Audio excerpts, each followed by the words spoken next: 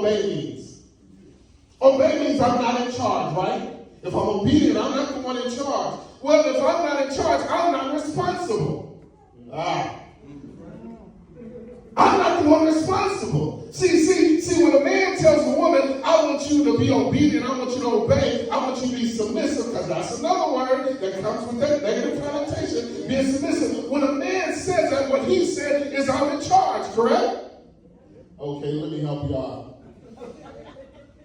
If a man owns a business, and he owns a cleaners, and his employee don't show up that day, whose responsibility is to clean the clothes? The owner. Whose responsibility is it to pay the bills? His. Whose responsibility is it to make sure everything go right?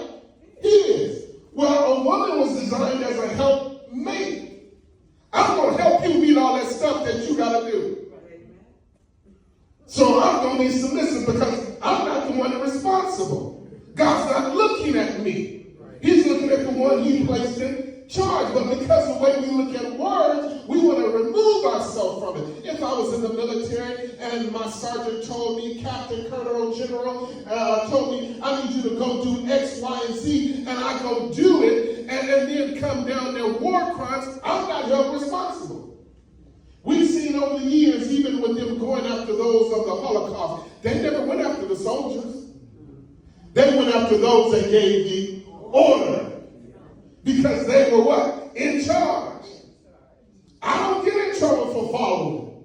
I'm just being what? Obedient. So you see the word starts to change if we look at the word different.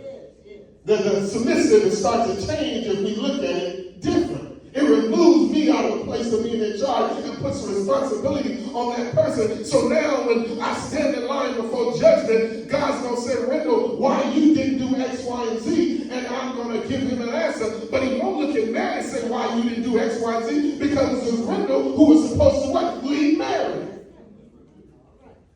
So when we start changing our minds about words, when we start looking at words different, when you look at it, because the word work and certain words have such a negative connotation to it, the word connotation, what does it come from or what does it mean? It means, it says in the dictionary, an idea or a feeling that a word invokes an additional thought or additional something along with it. So when we start looking at certain words, we start adding stuff to it.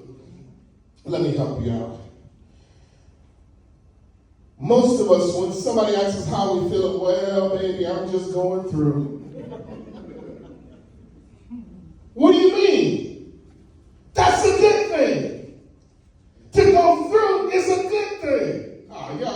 Now, do I have anybody with me this morning? To go through is a good thing. That means I'm not at the beginning, I'm not at the end, but I'm still making my way through it.